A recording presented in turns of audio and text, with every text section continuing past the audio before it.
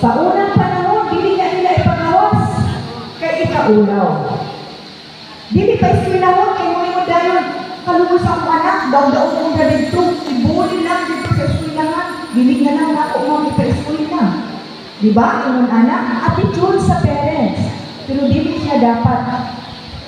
Sa pagkakaroon, malipay ka tungkol sa mga balaod na ipanday sa gobyerno, hinay-hinay na nakita ni apil sa atong community. Hinay-hinay na nakita itong kapiliban. Apil na. Karon, makita nato na ang atong mga opisyalis sa barangay. Because, i-recognize nila sa ilang barangay ang sektor sa persons with disabilities. Myths and misconception, ang atong mga mali o sayop nga pagtuo. Tanawon nato daw ang mga person with disabilities, victims or object of pity. Sa una, magtanaw sila sa mga taong may kapansanan, kaluoy lang, kaluyan, tabangan, limusan, iadto sa mga charity foundations para tabangan.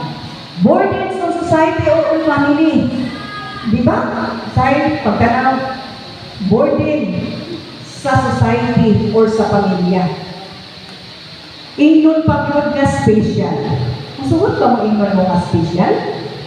Dili.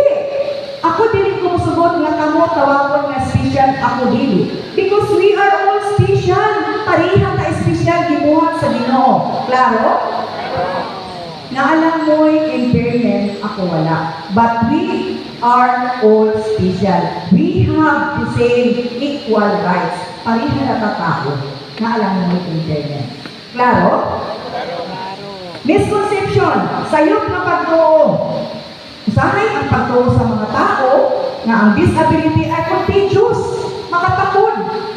Hindi ba niya makatakod ang disability? Pero ako man, pagtuo nila, dili ko doon sa iyo, kahalo ang itsura. Mas matakdan ko. Labi natin sa itong mga mongoloid, kanang mga cerebral palsy, na nain ka ang itsura, usahay di makontrol, mga tulo-tulo ang laway, di ba? Kandirihan sa mga tao. Contagious. Disability ako. Mali. Having disability is punishment. Di ba, klaro, tinord na, na usahay makayon akong silingan, mauna, kay kuan, ipanisa na ka sa Ginoo. Nakanak ang imong anak, kay mauna, maldita ka, or kung sa maot na batasan, pero di na siya mauna. Sayok na pagtuo. Klaro ba? Usahay nakimunta ka people with disabilities are sick. Sakit or nasakit na siya. Maunang nagkaroon anak siya. People with disabilities needs constant care. Kinahanglan yung agapon sa kanunay, kuguson sa kanunay, pangkaon. Kung saan naman lang ang iyong anak na uban na walay kapansanan, wala ba rin yung kinahanglan ng constant care? Parihas dapat. Klaro ba? Yung anak lang unta, atong i-change ang mindset sa mga tao, ang ilang sayok na pagtuo o pagtanaw sa disability o sa tao na adunay kapansanan. So kung ato siyang i-remove ang maungang barriers, let's just talk. Talk. Istorya. Mag-istorya ta. We will spread awareness to each and everyone. Ang the best na advocator sa inyong rights is kamo mismo, mga person with disabilities. Tama ba? Let's go spread the right. Pag-ingon nga letter T, take the time. Panahon.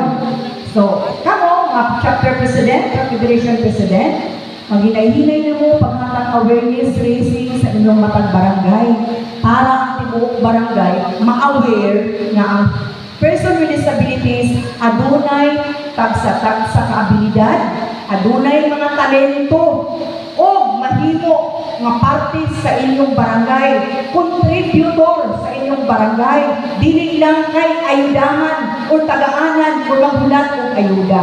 It is the attitude of you, mismo ang person with disabilities o ang tao na naa sa palibot. Tinuod dili. So change atong usbon. As don't assume. So kita dili kita mag-assume nga siya di ay naay kapansanan nga kinahanglan o tabang dili niya kaya kay wala man takabalo sa iyang feeling. Halimbawa, naay tao nga nakita ninyo nga naka-wheelchair or wheelchair user nag-agi sa dalan nga dili accessible kay daghang bato-bato. Lisod kaayo. Mudagan dayon ka, si kapitan mudagan dayon, mutabang kay gatuo siya nga kaluoy ani naka-wheelchair, tabang dayon siya tuklod.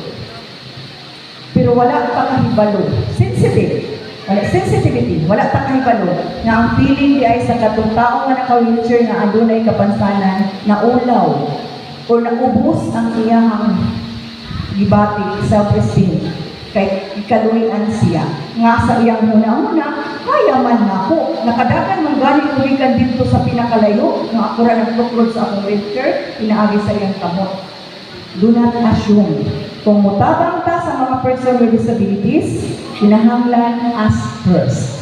Dili ta mag-assume nga kung kay naa siya kapansanan, bisag unsa pa nang iyang kapansanan, kag kinahanglan na siya tabang o angayan na siya nga tabangan. Na ay mga person with disability dili nga mapanutabang sa uban nga kinahanglan. Tama? No, the persons need an act upon them. Mangutanan yun sa tahiban kung sa nato kung unsay iyang needs, unsay iyang mga panginahanglan, ay pa kita mutabang. Klaro? Rewards, nag-ingon, ang mga pulong nga atong gamiton sa pagmulagway sa usa ka tawo nga adunay kapansanan, importante kaayo. Kay diha man nato makita ang pagrespeto. Kini makadaot sa pagtan-aw sa kaugalingon or kumpiyansa sa usa ka tao o kini makapaayo.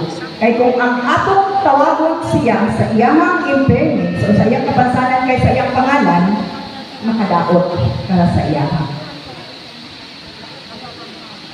Next girl. Are you disabled? Kamutan na iyong friends. Are you disabled? Itubag siya sa usa ka person with disability nga wheelchair user. No, I'm Amanda. Di ba? Kung ikaw ingon, are you disabled? O sa man, nagbaba ang iyong self-esteem. Maulaw ka. Nakatamay na siguro na siya sa ako. Na ako'y pangalan. Dili ko disabled. Tao ko. Na ako'y pangalan. The language we use reflects how we see and feel about people with disabilities.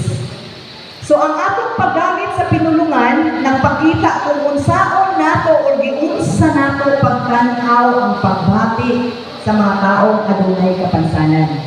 Tinuod ba? Simple, di ba? Simple lang. Ang mga pulong na atong gigamit importante kaayo. Ang mga pulong may gamo o ang atong paggamit sa mga pulong bahin sa kapansanan makapaangat o makapamarginalize sa ilaha.